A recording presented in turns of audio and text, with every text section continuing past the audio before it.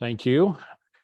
First of all, I would like to welcome everyone to our third webinar in our journey to create broadband mapping specifically for the state of Wyoming. I want to thank all of you again, as your involvement has been key to creating the public map and the application map tool we will be covering today. The team that will be delivering today's webinar are Robert Shingle from Lightbox, Elena Zempel, and myself, David Johnson from the Wyoming Business Council. I'd like to just say that the Wyoming Business Council wants to ensure that every citizen and business has access to affordable, reliable, and future-proof broadband. And that's really why we're here today and creating this mapping program. The Connect Wyoming program for the distribution of the ARPA capital projects funds will be focusing on the development of broadband infrastructure to bring access to high-quality internet service to homes, businesses, and communities. The program is aligned with the Treasury Capital Projects Fund and the NTIA guidance to provide affordable universal access to reliable broadband services with a minimum of 100 megabits per second upload and download speeds with low latency in the awarded areas. Before we get started with Robert's presentation, just a few housekeeping items. You all be muted for the presentation. If you would also keep yourselves on mute. The webinar is being recorded, and we will share the recording and the slide deck with all participants after the webinar. Please add your questions to the Q&A section, and we will answer them during the quick Q&A session at the end of Robert's presentation. After the webinar, to get in touch, please use the email addresses listed here. For mapping and data questions on the map, Lightbox. For general questions about the program, the Wyoming Business Council Broadband Office listed here as well. With that, I want to turn it over to Robert. Thank you. Dave, can you hear me okay? Yes. Perfect. Hi, everyone. Again, welcome to today's meeting. For an agenda today, just again, thank you very much for your participation. Just some reminders to consider. We'll review the timeline for the Wyoming Broadband Program, review the map, also provide a demo of the map that you'll be using to extract data. We'll talk about the training guide that accompanies the map. So think of it like a PDF document that gives you a step-by-step analysis of how to use the map, our support channels, as well as opening up the floor to Q&A. With that, we'll get started. So again, thank you so much. We've received data from a number of you on the call, whether it's an address list, a GIS file. Really appreciate data submissions. Really also appreciate the effort that you as ISPs have been going through with the FCC and working with the state in terms of trying to improve broadband fabric information insights across the US, but also for specifically to the state of Wyoming. So again, thank you for your efforts. It does not go unnoticed. We know that you guys are extremely busy and are just doing the day-to-day, plus you're having to jump through these hoops as well, but we really appreciate your time on that. In terms of reminders, and again, some of this might be repetitive, but just for anybody on the call that is not aware of this. So the Wyoming Business Council and Lightbox will be releasing the public and grant application / challenge maps today, March 31st, 2023. The maps will be accessible via web link posted on the Wyoming Business Council Connect Wyoming webpage. So if you are familiar with that link, you'll see a link to both the public and the ISP specific map, which is credentialed. The Wyoming Grant Application Challenge Map will be restricted to those ISPs who have provided data to Lightbox and others that qualify to apply for funding. If you have any questions about that, please reach out to the state and understand what your status is. The Wyoming Broadband Map, or aka the public map, will be available to all members of the public. So if you want to share that with members of your family, please go ahead and do that. And last but not least, credentials for the Wyoming Grant Application Challenge Tool or map will be emailed to all respondents. So everyone that's on the call and outside of that today, so you can start getting yourself familiar with the map and understanding how to make the most efficient use of it. Okay. In terms of the program timeline, again, data was submitted back in 2022 between November and December. We had the holiday break. Lightbox processed the data from the ISPs and put together the various maps that the state required. And then moving from there, the next phase, sorry, Dave, is this your section or did you want me to speak to this? No, I can go ahead and speak to it, Okay, great. Robert. Yeah, so just a couple of upcoming things as the program progresses that are key dates in, again, what will impact all of you as applicants for the funding. So the next phase of this that will be kicked off will be a map correction or challenge process. Right now, that is slated to be launched on April 7th, and we will have about a week timeframe where we will be accepting that data. There will be specific guidelines as to how that data will need to be submitted by the ISPs, and Robert will cover a little bit about that today as he goes through the maps, but really more to come, and an official announcement will be sent to all of you when that is kicked off. So the next section, Robert, will be the application period. So depending on how the map corrections go, we plan on kicking off the application for the CPF funding that first week in May, as you can see by this timeline. And that application period will be open for approximately 30 days. And again, ahead of that application period, the guidelines for the applications, a sample of the application itself will be produced as soon as it's ready. We have another vendor working on the application system itself. So as soon as that's ready to go, we'll release those as well. So next, Robert, we'll have an application challenge period during the first part of July is what we anticipate today, again, depending on the number of applications we receive. And then Robert, again, we anticipate at this point that the tentative award dates will be in mid-August as it's depicted here. And just a word of caution, the dates are subject to change based on, again, the number of applications, map posting, those types of things that need to be done throughout the process. And those actual times will be communicated via the Connect Wyoming website and also in notices to all of you as well. So thank you, Robert. Thanks, Dave. Dave, can you still hear me okay? Just checking. Yes. Perfect. Okay, so for the next portion of the presentation, folks, we're going to be going through the map. And again, you can see at the title there, the Wyoming Broadband Grant Application / Challenge Tool. For the majority of the presentation, I'm going to show you slides. And what I'm going to do is take you just section by section. For some of you, it's your first time seeing the map, so we really want to indoctrinate you to just go through it very slowly at your speed. And then what I'll do is I'll kind of flip from the PowerPoint and we'll actually go live into the map and show you it working as well. Just two different perspectives and kind of getting you warmed up to the map and getting more comfortable and socialized. And then after that, as I mentioned, there'll be documentation, and we're always available via phone call or email to support you along the way. So please don't forget that part. So with that, let's get into the map. So the very first thing, just in terms of orientation, there's a legend that's going to be on the map, and you'll see a couple of key layers, a locations layer. And the locations layer really is just your addresses for your homes and buildings in the state of Wyoming. And each one has been thematically mapped or classified with a serviceability description. And that was informed based on the speed that was identified by you going to that premise. And then the last two items in this list are really related to other federal agencies, whether the FCC through USAC or the USDA Reconnect program. Those programs, their data has been added to the map in terms of context. And as per the state's direction, that information was processed as part of the business rules in terms of helping to define whether a location or market was served or fell into one of the other classifications.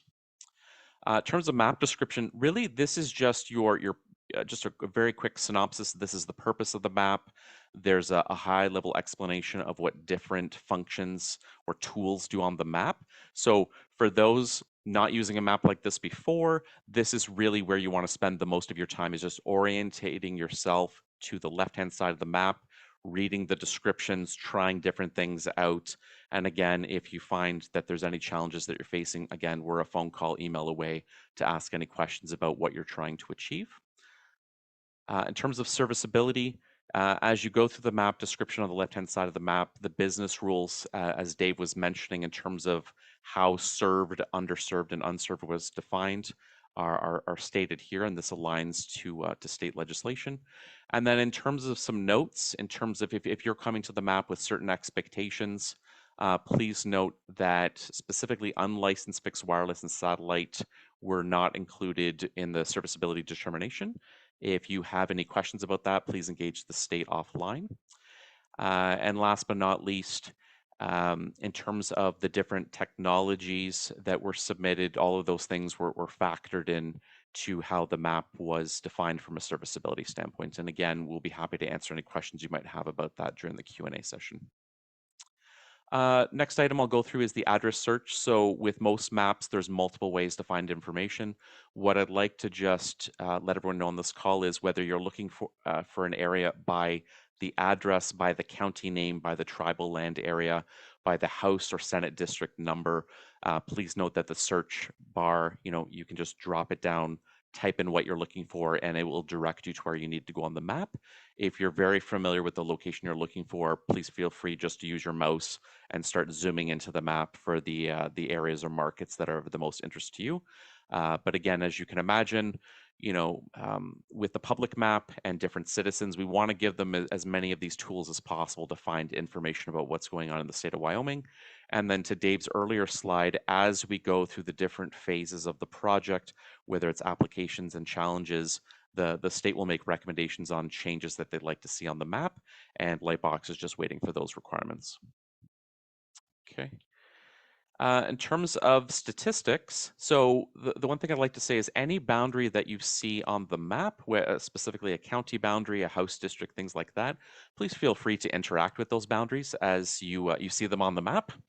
What you will receive is information related to the number of locations within that area, and then a statistical breakdown of the number of served, underserved, and unserved locations, the total. And what we're doing here for the eligible for funding percent is taking the number of underserved plus unserved, dividing it into the total. And what we're trying to give you is a rough approximation of, in that market, such as a county, how much of that market is available for funding. Some of you on the call may cover all of Wyoming or certain portions. We're just trying to provide this information to you to help make business decisions in terms of where to start focusing your efforts. The one thing I will say about these statistics is units are not included. It's really about just the address, the primary address of the building or the home. So please note that. And the last thing you can see here is there's a download link. And what that means is all of the information in that county, the address, the building address information, the units, it can all be downloaded as a CSV file. I'll show you that in just one second. Definitely, we've heard from ISPs in the past that grabbing things with a selection tool on the map is sometimes quite time consuming unless you're going in and know exactly that you want to grab a few hundred records. This is something that's been introduced into the map to allow you to download an entire county, bring it into your system, and wrangle it as you see fit with your data engineers. Okay. Yeah, so just I mentioned this, every single county has a link that links to another web page, and you can download a CSV file there that has all of the information that you can currently see on the map. So think about, like, you can search around on the map, understand what you'd like to do, and then you can take things away from it. That's really the intended purpose of the map that we're delivering to the ISPs. Okay. Next item, and this is an icon, and just notice that there's a little arrow there and kind of like a map. This is something called the select eligible locations icon. So if you think about it, left hand, I can download all the data for county. Right hand, I need to go in with a scalpel or be very refined and pick what I need off the map. So when you log into your version of the map, you see this tool, you're like, aha, that's the one I use to select points off the map. That's what I need to do. I don't need everything. And I'm going to go ahead and follow that use case and let me get the data that I need. Okay. And the first thing you'll see is this dialog is going to pop up called the select eligible locations.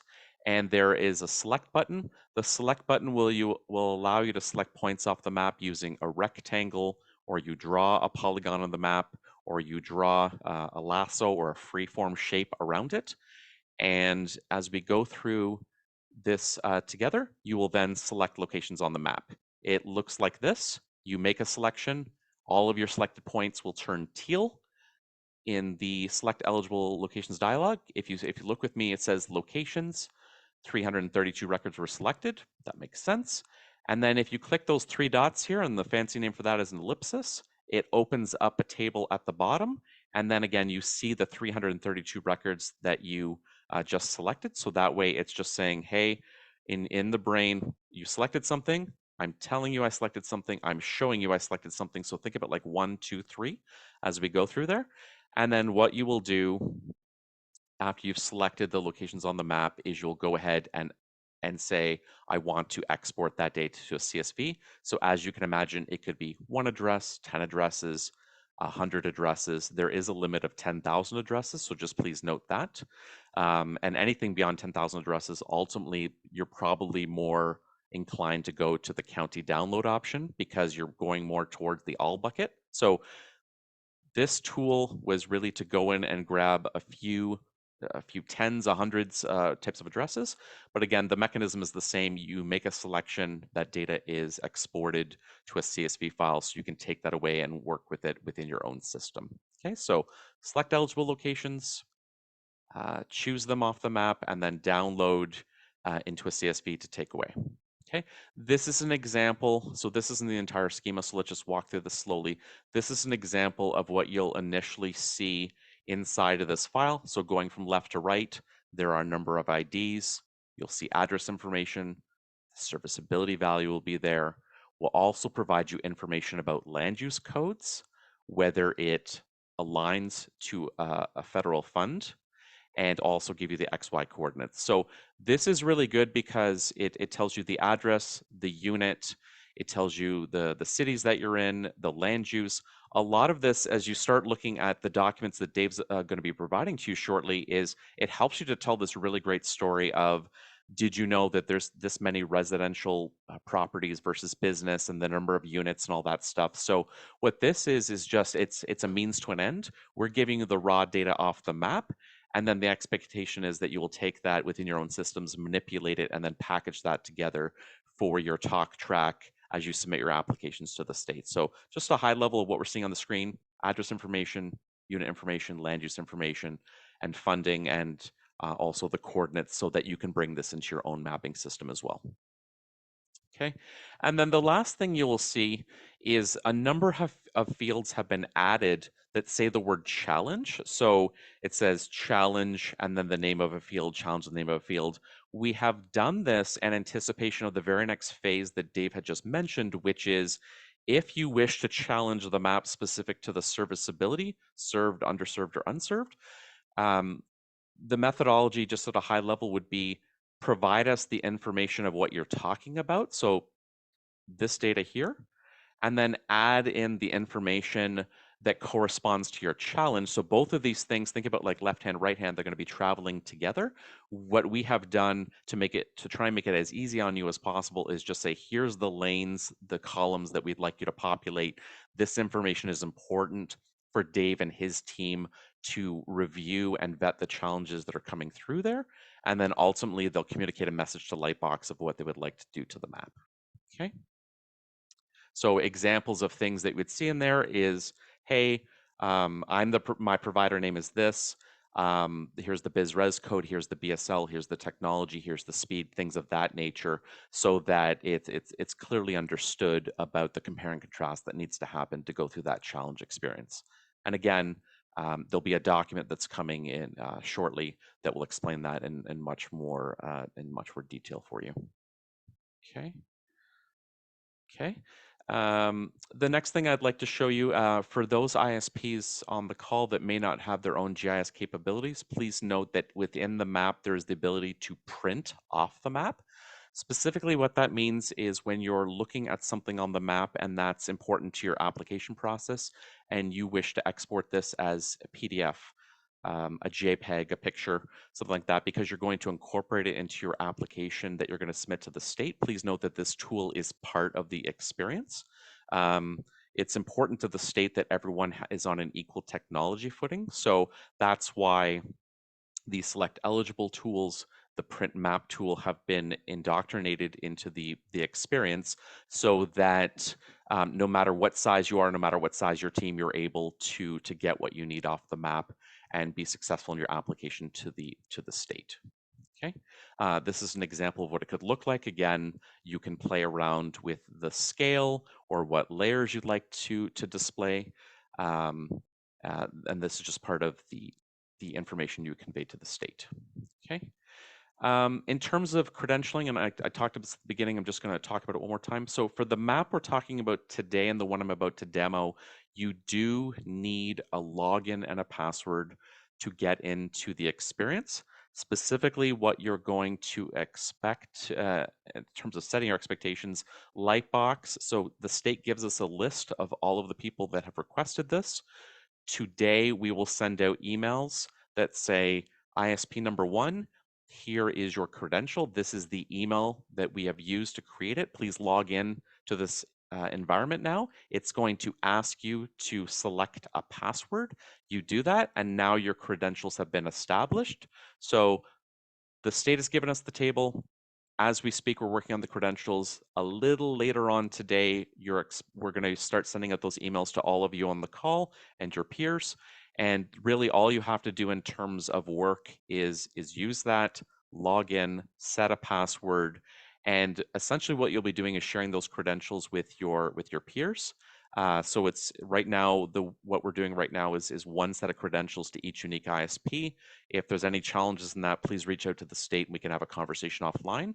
But you should expect those emails today, and then that will help you to start reviewing the map and getting comfortable and understanding what next steps are. Okay, so with that, I'm going to stop the slides and we're going to go into the demo right now. So this is the live map right now. As you can see, the snapshots I've been describing here with the legend, the map description, the business rules, everything is equivalent, but there's a lot more information here in terms of how to make the best use of the map. So please note that.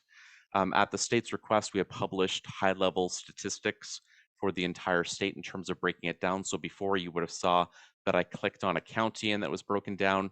It was important to the state that they reflect that at a summary level too. So that's just holistically rolled up in terms of what that looks like. Okay. If I go over here, this is your address search tool. So I'm searching by address or by county. You can just leave on the all button as well. It'll figure it out for you. But if there's something you really want to drill into, please feel free to go ahead and select that option. Okay. These are your different tools at the top. This is just a legend. It's showing you what layers are turned on at any one time in the map.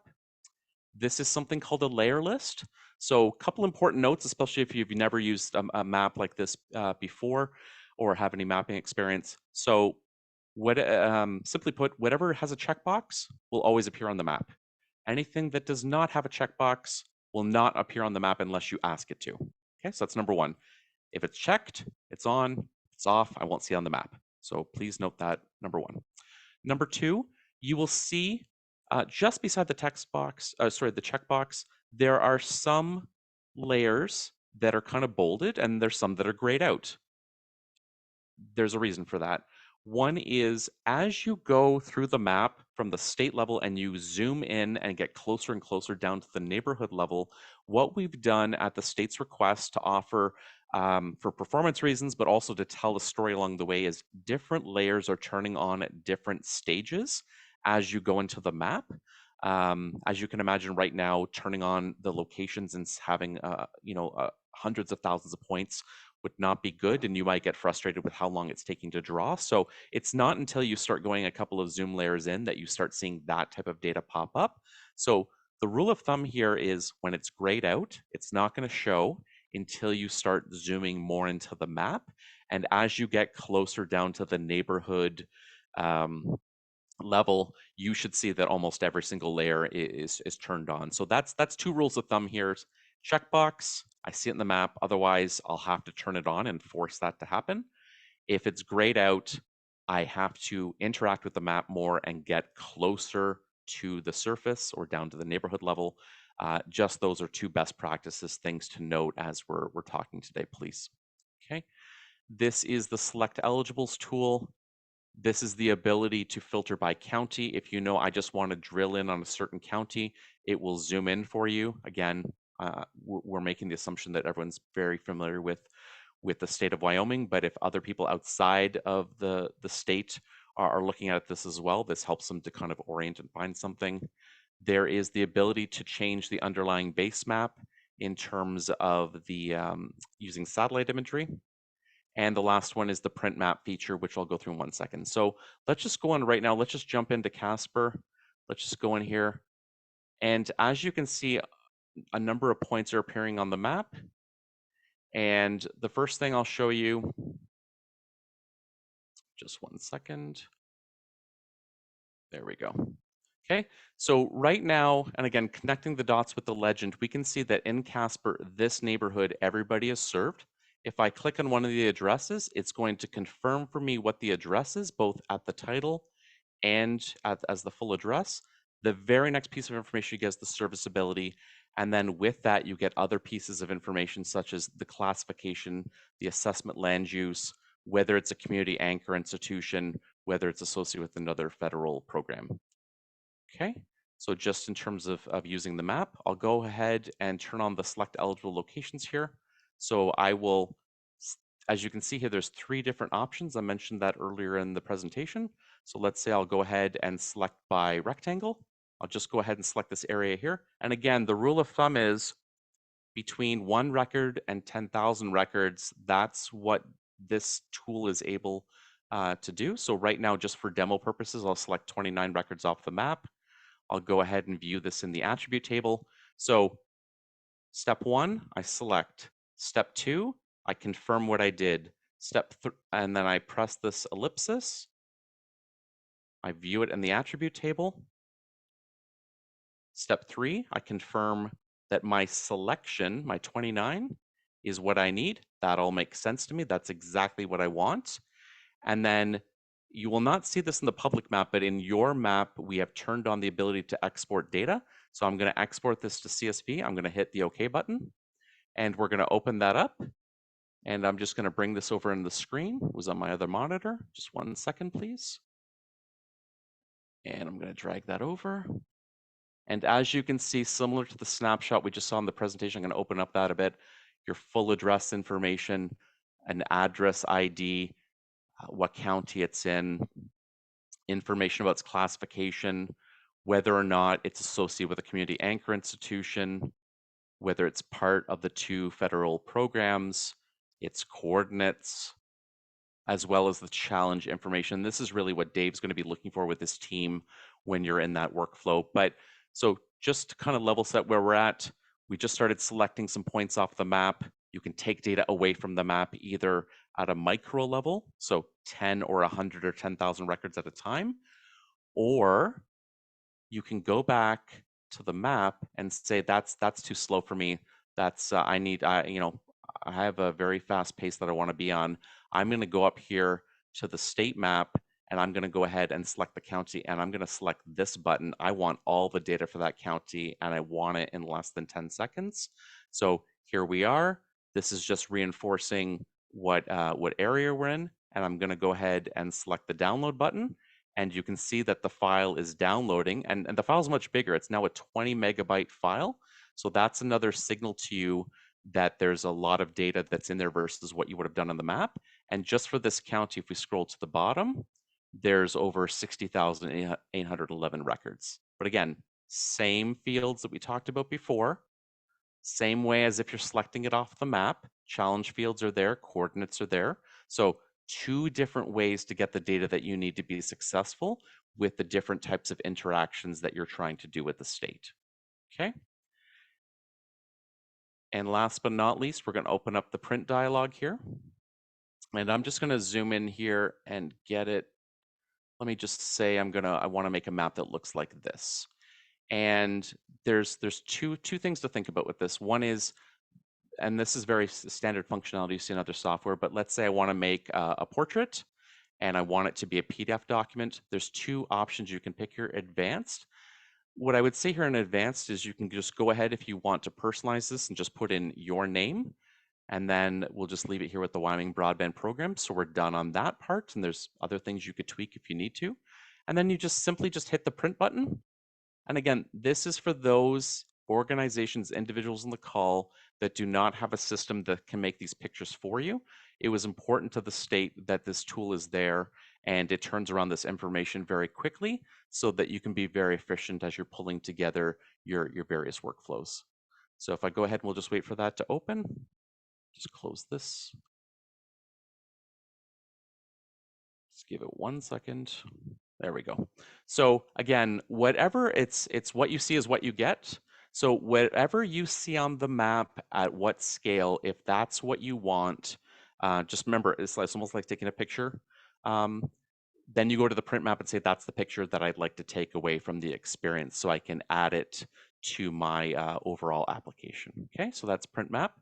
So I think, Dave, I think that was a good review of the demo. And again, there is a PDF document. There'll be the recording of this presentation as well. So we'll go back into the slideshow and training guide, how to use the map, how to download. Everything I said on this call and maybe some additional more detailed steps is in this document. This document is posted to the Wyoming Business Council, and we are also available if you wanted to jump on a call or had any questions in terms of the best way to make use of the map for your purposes. Okay.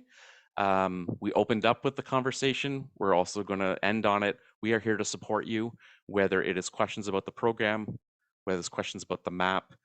Please direct your questions about anything about the map itself to Lightbox. Any general inquiries about the program, please direct that to Dave and Elena and the rest of the team at the state of Wyoming.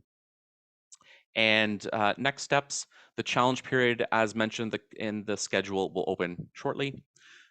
Now, one thing for everybody to, and this is a really important point to hit home, when the challenge period opens, people are going to say, I believe that the serviceability of these points needs to be altered, and Dave and his team will go through that and make a decision on that.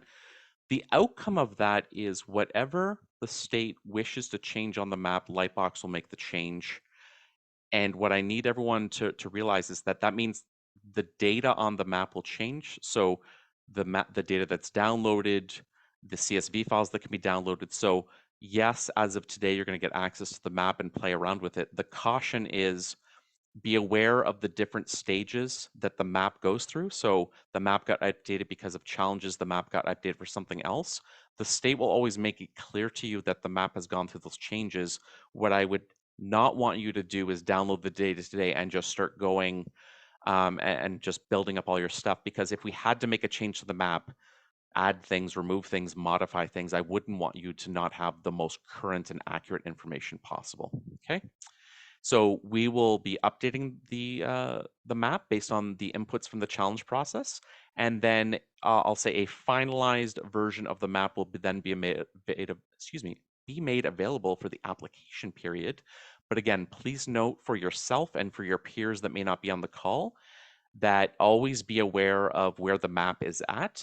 And what we, between Lightbox and the state, will do is we will be updating the map description to reflect the last date that the map was updated on. So if you went onto the map, you would actually see it has today's date, so March 31st, 2023. If there was a change made in the weeks or months to come, that date would also change. So that is one of the ways to understand what changes the map has gone through. So you can always do that sanity check with yourself that you're using the latest and greatest data off the map. And with that, Dave, I'm going to hand the baton back to you and we can open up to Q&A. Yeah, great, Robert. Great job. Thank you for delivering that. There are a couple of questions in the chat, and we'll just start at the top. So the first one for you, Robert, is where does the location data come from? So the location data, so Lightbox is a data company. We have created a fabric for all of the US. So it's analogous to what the FCC has in terms of a fabric. It's just two different companies approaching it. And what we do is we pull data sets from the state, from the county, from the neighborhood level, from business listings, data sets, that sort of thing, and pull together a master view of addresses for the state of Wyoming. Great, thank you.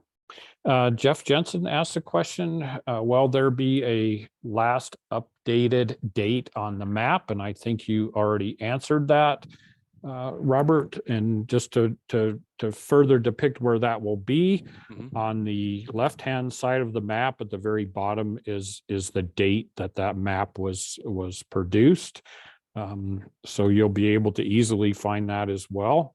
Robert can demonstrate that. Yeah, Yes. I think Jeff's spidey sense is tingling in a good way. Is the map is a living thing. So if the state and its users, the ISPs, and we find a bug, what have you, or the map needs to be refreshed for some sort of reason, we want to over communicate to you, the ISPs, that a change has been made, what that is, so that you're always hyper aware of where you're at going. Do I have the latest data? But the state is gonna, Dave and I have discussed this a lot. There'll be moments where the map is locked down and no changes are allowed because you guys are crunching your data on your side. And then we get through that phase and there's an opportunity, if everyone agrees from between state and Lightbox, to open it up again to edits and whatever that means. So Dave and his team and Elena are controlling the lockdown and the opening up of the map. Dave, we're always at your behest in terms of understanding your requirements, but absolutely we are going to over communicate. And yes, we'll and I think, Dave, whenever you roll out a new phase of the program, we'll just say this is aligned to this version of the map. Great. Yep. Great question. So a couple of questions from James Isley, and I'll just start with the first one. Are map changes and version history represented in any way within the data that's downloaded, i.e. a version number of certain data points? Yeah, that's a great point. So right now, Dave, just knowing the schema as I do, there's nothing that would align to the versions that we would start to establish. We could definitely add that as a new requirement so that it's very clear to the stakeholders on the call. So let me take an action item, Dave. I'm writing that down, that we will figure that out offline. But for everyone's purposes on the call right now, even with that not being in place, you can still successfully participate in the challenge process that is coming up shortly. And Dave, I'll work with you in terms of when we can schedule that in. Sure, thank you. The next question from James. There was an option to download map data from the invite-only carrier map. Is there any option on the public map to download any level of data? At this moment, Dave, you have not provided us with that requirement. So right now, only the ISP map has a download capability. Yeah, and I'll just go on to say, James, that again, as Robert articulated, this is a living map. So as we get these questions, or we determine that there is a need for something to be enhanced in the map, then we take that in as a state, evaluate the need, and then discuss the possibilities of doing that with Lightbox. At this point, we did not believe that there was a need for that public level of download. You know, they can view the statistics, they could view their own particular address or any address in their neighborhood or community as well. Again, you know, they always have the option to print that data specifically that is interesting to them. So I'll just leave it at that at this point.